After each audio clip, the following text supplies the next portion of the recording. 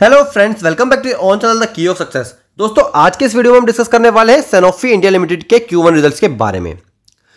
दोस्तों देखो, Sanofi India limited का जो प्राइस था, शुक्रवार के दिन स्टॉक के अंदर भारी गिरावट हमें देखने को मिली।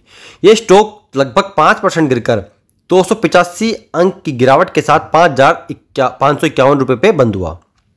दोस्तों, इसका जो मेन कारण था वो था इसके जो फाइनेंशियल रिजल्ट्स का पूरा अनुमान, जो कि एक्सपेक्टेशन से बिल्कुल अपोजिट था। तो शुक्रवार के दिन इसकी प्राइस की मूवमेंट क्या रही, आगे आने वाले ट्रेडिंग सेशन में इसकी प्राइस पे क्या इंपैक्ट आ सकता है, किस तरह से वॉल्यूम ट्रेड हो रहा है और उसके फाइनेंशियल रिजल्ट्स कैसे थे, इन सभी बातों पे चर्चा करेंगे। लेकिन वीडियो को शुरू करने से पहले मैं आप सभी को बता दूं दोस्तों, अगर आप हमारे चैनल पर नए हैं तो प्लीज़ वीडियो को लाइक करें, ज़्यादा शेयर करें और चैनल को सब्सक्राइब करें। और एक बात और दोस्तों हम सेबी रजिस्टर्ड नहीं है। वीडियो सिर्फ और सिर्फ एक एजुकेशन और ट्रेनिंग पर्पस से बनाई जा रही है। तो प्लीज़ किसी भी तरह के फाइनेंशियल डिसीजन को लेने से पहले अपने फाइनेंशियल एडवाइजर से सलाह जरूर लें। हम किसी भी तरह के स्टॉक के बाइंग और सेलिंग को प्रमोट नहीं करते हैं। तो दोस्तों, अगर बात करें तो ये स्टॉक जो बृहस्पतिवार के दिन 5,836 रुपये पे बंद हुआ था। शुक्रवार के दिन स्टॉक ओपन हुआ 5780 रुपये पे, यानी पहले ही गिरावट के साथ स्टॉक ओपन हुआ था। स्टॉक ने हाई जो बनाया वो बनाया 5780 रुपये, यानी जिस पे एक ओपन हुआ था वो उसका हाई था। उसके बाद स्टॉक लगातार पूरे दिन गिरता गया।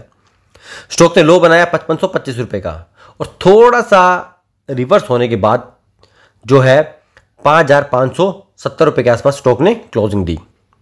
अगर बात करें 52 वीक हाई की दोस्तों, तो वो है 7,593 रुपये। वहीं 52 वीक लो की बात करें दोस्तों, तो वो है 4,145 रुपये।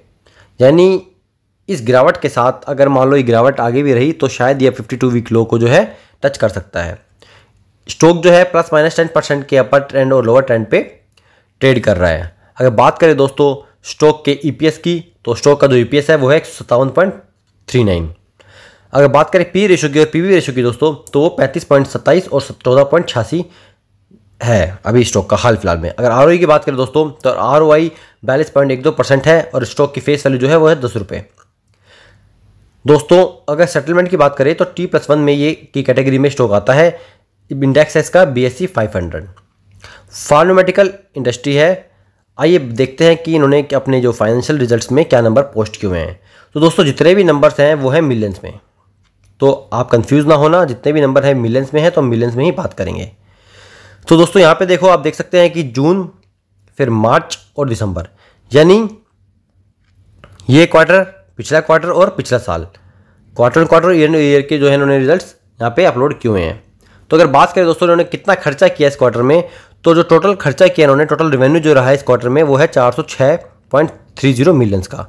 वहीं पिछले क्वार्टर में जो इन्होंने पूरा खर्चा किया था वो 535 मिलियन का था और पिछले साल 514 मिलियन का था।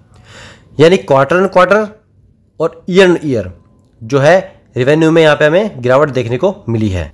अदर इनकम की अगर बात की जाए दोस्तों, तो इस क्वार्टर में जो इनकी अदर इनकम हुई है 8.70 मिलियन की, जो कि पिछले क्वार्टर में 3.30 मिलियन और पिछले साल 5.90 मिलियन थी।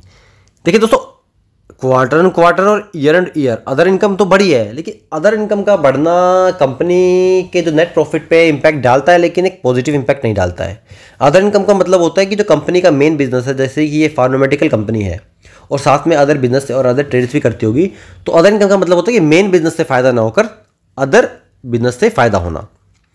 तो जो इनकी टोटल इनकम रही है दोस्तों इस क्वार्टर में वो 415 मिलियन की रही है, जो कि पिछले क्वार्टर में 539 मिलियन की थी और पिछले साल 520 मिलियन की थी। यानी ये जो गिरावट हमें देखने को मिल रही है क्वार्टर और ईयर टोटल इनकम में, ये जो है एक बहुत ही बड़ा नेगेटिव इम्पैक्ट है स्टॉक के रिजल्ट्स में, जिसने कि स्टॉक के प्राइस को डाउनवर्ड ट्रेड करा दिया। अगर बात करें दोस्तों एक्सपेंडिचर की, तो यहाँ -311 मिलियन का जो है टोटल एक्सपेंडिचर दिखाया हुआ है, जो कि पिछले क्वार्टर में -364 का था और पिछले साल -389 मिलियन का था। अगर बात करें दोस्तों इंटरेस्ट की, तो यहाँ पे इंटरेस्ट भी हमें यहाँ पे घटता हुआ दिखाई दे रहा है, -0.40 मिलियन का, जो कि पिछले क्वार्टर में -30 मिलियन का था और पिछले साल -40 मिलियन का था।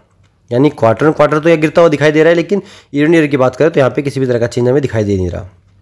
अगर बात करें पीबीटीडी की, तो वो यहाँ पे 103 मिलियन का था इस क्वार्टर में, जो कि पिछले क्वार्टर में 174 मिलियन का था और पिछले साल 131 मिलियन का था। यानी क्वार्टर और ईयर ये भी हमें गिरता हुआ दिखाई दे रहा है। यहाँ दोस्तों अगर बात करें नेट प्रॉफिट की, तो नेट प्रॉफिट यहाँ पे 69.50 मिलियन का दिखाया जा रहा है, जो कि पिछले क्वार्टर में 119.50 मिलियन का था और पिछले साल 91.30 मिलियन का था। यानी नेट प्रॉफिट यहाँ पे जो है ईयर एंड ईयर और क्वार्टर ऑन क्वार्टर गिरता हुआ दिखाई दे रहा है, जो कि एक निगेटिव न्यूज़ है। अगर बात करें दोस्तों अर्निंग पर शेयर की, तो अर्निंग पर शेयर भी यहाँ पे हमें गिरती हुई दिखाई दे रही है। इस क्वार्टर में जो अर्निंग पर शेयर थी वो 30.18 रुपये की थी, जो कि पिछले क्वार्टर में 51.89 रुपये की थी और पिछले साल 39.64 मिलियन की रुपये की थी। यानी अर्निंग पर शेयर में भी यहाँ पे गिरावट देखने को मिल रही है क्वार्टर ऑन क्वार्टर और ईयर एंड ईयर। ठीक है दोस्तों, तो दोस्तों और अब बात करें अगर हम ओपीएम परसेंटेज की, तो ओपीएम परसेंटेज में भी यहाँ पे गिरावट देखने को मिली है क्वार्टर ऑन क्वार्टर। यहाँ पे ओपीएम परसेंटेज 25.50% देखने को मिल रही है, जो कि पिछले क्वार्टर में 32.69 और पिछले साल 25.67% की थी।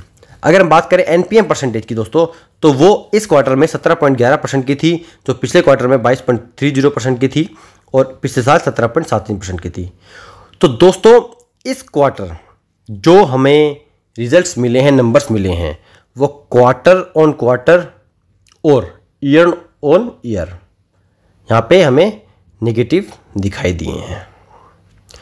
तो दोस्तों ये नेगेटिविटी जो है वो स्टॉक को, कंपनी के शेयर प्राइस को एक नेगेटिव बायस की तरफ ले जाती है। यहाँ पे स्टॉक के अंदर एक भारी भरकम हमें सेलिंग देखने को मिल सकती है और यहाँ से स्टॉक के प्राइस में जो है गिरावट देखने को मिल सकती है। तो आई होप दोस्तों आप सभी को वीडियो इन्फॉर्मेटिव लगी होगी, तो प्लीज़ वीडियो को लाइक करें, ज़्यादा शेयर करें और चैनल को सब्सक्राइब करें। Thank you.